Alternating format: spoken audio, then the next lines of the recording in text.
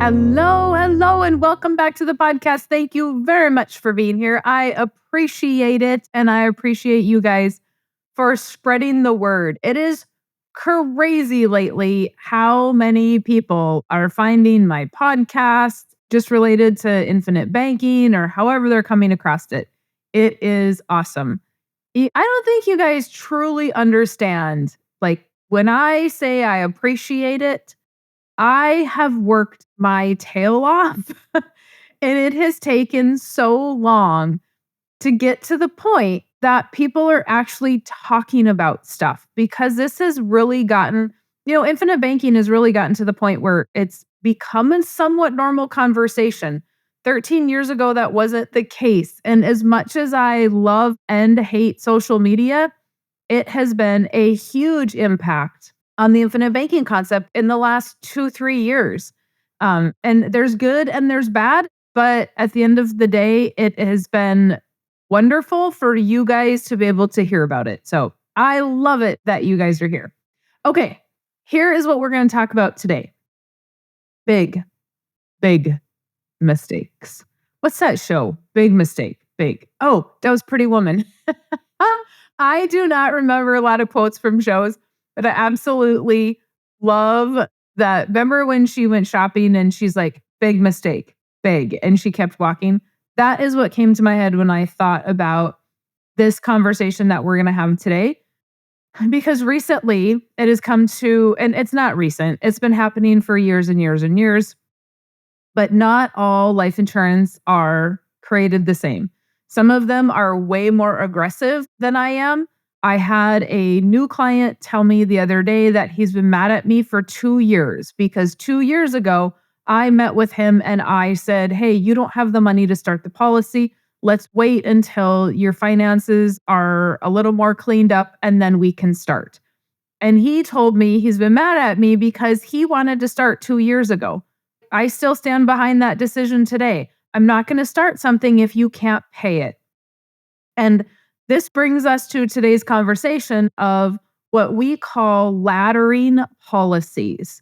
And that is an insurance term in the insurance world. It doesn't really mean anything to you, but laddering policies is we're going to borrow cash value from one policy to buy another policy. So we already have one policy, and then you might go to another agent and they say, oh, hey, you know what? This is great. You have cash value in this policy that you're not using for anything. Why don't we use that money to buy another policy? And the reason that they do that is because premium makes money, loans do not, right? I've said that a million times. If you pay premium, that is money that is going to go into your life insurance policy. That creates compound interest and dividends. The borrowing money and paying it back does not create more money. If you have read Nelson's book and you think that is true, it is because the extra interest he is illustrating as if it's going back to cash value. It's not going into that one policy. He had multiple policies. So paying premium creates more compound interest and dividends. Some people are just sitting on cash value and they're not using it. And so if you're not using your cash value, then another agent will say, oh, well, why don't you put that to use? Borrow against this policy to buy another policy. Here are my problems with it. If we're going to borrow against the first policy, how are we going to pay the loan back and all the premiums? Okay. Because there are some agents that are saying, oh, you can do this and you can have 3, 4, 5 policies. This is, in my opinion, this is no different than premium finance. If we do not have guaranteed income to make sure we can pay a loan back and a premium, eventually the premiums are going to get to the point where we can't afford to pay them. Because if we have one policy, we borrow to start another policy. We don't need that money either. So that money is also building cash value. Then we start another policy. Now we have 3 policies and 2 policies with loans on them. How does that make sense? You didn't use that money to create cash flow. A policy is creating compound interest and dividends, but it is not creating cash flow. We need cash flow in order to continue to pay premiums and make the policy loans back. This is, in my opinion, this is nothing more than a ploy for an agent to sell a policy to make commission.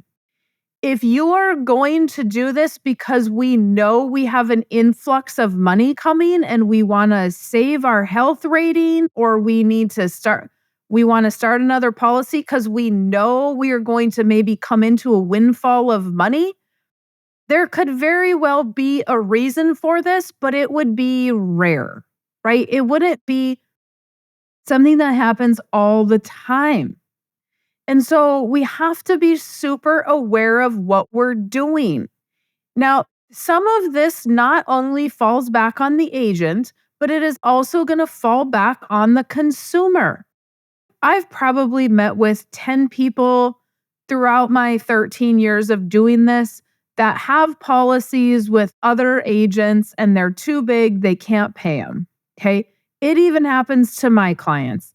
Well, it's happened to one that the premium is too high, they can't pay it. And that wasn't even my fault as the agent. That was the consumer's fault because that person I told, do not start a policy this high. And he did it anyway. He's like, no, it'll be okay. It'll be okay. And I said no. And he said to me, I should have listened to you. Okay. So in my defense, it's not always the agent. And I don't always want to go out and blame an agent and say, oh, they're greedy. Right. But what's happening in this world of infinite banking is that you, the consumer, are just doing whatever somebody says or tells you to do. You are not actually understanding the infinite banking concept. You're not trying to understand your finances. That is a problem. And that ends up being your problem. So you can't come back to the agent and say, oh, hey, you sold me something just to make commission. Because there are two sides to every story, right? And I have had people come to me that absolutely just want me to tell them what to do. Just tell me how much money to put in there. No, if you can't go into your own budget and find it, that's your own problem. I do not go over budgets with people. I refuse. I am not going to find money for you. I would venture to bet that the majority of agents out there are trying to find you money. Now, I am going to look through your finances and I might say, hey, okay, we're done paying this bill. Do you want to use that money for a policy? Are we going to be adding more stuff? We're going to be thinking long term on all of this. I'm going to point out areas of where we could possibly have access to money. But I'm not going to say, hey, this is the money that we're using. What is your budget? And occasionally, very rare, but occasionally I will get somebody that comes into the meeting and they have a budget. And I'm like, I don't need to see it. I don't really care what you're paying for your phone bill and how much you spend eating out and how much you spend on groceries. That's not my thing. That is a Dave Ramsey thing. That is not a me thing. You should already have that down when you come to see me because we're talking about creating cash flow, not getting you out of debt. That is very different as well. And so if you're just letting the agent tell you, borrow cash value to start another policy, and you've not questioned that, why? If you feel like you have been bullied into buying a policy, where is your mouth? Can you say no? How come you're not asking questions? I do not mind questions because if you're questioning something because you want to learn, then I'm happy to answer those questions. If you're questioning something because you just can't quite decide if you want to do it, eventually I am going to lose my patience, people. Like, y'all know me already. This is not a secret. Okay. I make decisions quickly. So if you are somebody that is going to question something for 3 years and then finally make a decision, I'm probably not going to be the person for you, because we have probably answered the question 4 times and you're asking it again because you just can't quite commit. Okay. That is a you thing, not an agent thing. So if you're laddering policies, if you're taking advice from agents on premium financing, and you're not asking the questions and you're not thinking about things long term, then it is a two-sided issue. Premium finance is no different. In the policy, you're going to borrow cash value and you're not going to pay it back. The interest compounds from policy year to policy year. You need to make sure your interest is paid. If you're going to go to the bank and premium finance, you're going to go to the bank, borrow money against your land or against your business or against your property, and then you're going to use that to pay premium. How is that going to get paid back? How is that interest going to get paid back? Do you have enough cash flow to make all these payments? And when somebody tells you it doesn't have to be paid, that's complete BS. Everything needs to get paid back. I don't care that the insurance company does not send you reminders and calls you like the bank will. I don't care. You need to be honest and you need to treat that like a loan. Be honest about it. So if you're going to have big issues, big issues, you have to look forward and say, okay, I want to do this. Is it going to cause these big issues? Because if it's questionable and you're not understanding it, the person teaching it to you is obviously probably not doing a good job, or you're just not on the same wavelength as that person. There are some times where I am trying to explain something to somebody and we're just not on the same level for whatever reason. Some people we're just not always going to connect. But if you're questioning it and you're not understanding it, do not have blind faith. I don't even care if it's in me. Do not have blind faith that it's all going to be okay.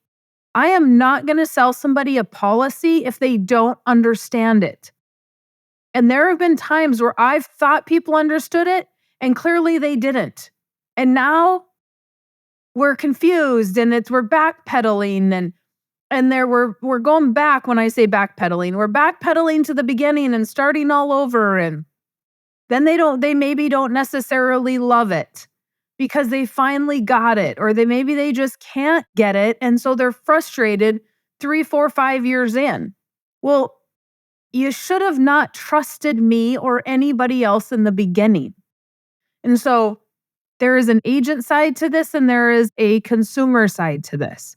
But if you ever have somebody tell you, just borrow cash value to start another policy, what the hell, people? Run like the wind. It is not a good strategy. How are you going to pay all these things long term? You're not. And some of these things I have learned the hard way. Not this one. But there are other things that I have learned the hard way about making sure you understand everything, because a person that taught me this was not the most honest person in the world. So when I am over the top honest, it is for a reason. If I am over the top conservative, it is for a reason. I don't mind taking a little bit of risk. But we have to be honest and we have to look at why this concept was even created to begin with. Nelson was in debt up to his eyeballs at 23% interest. And he was caught with his pants down, essentially, right? He didn't know how he was going to make all these payments. He was playing the real estate game.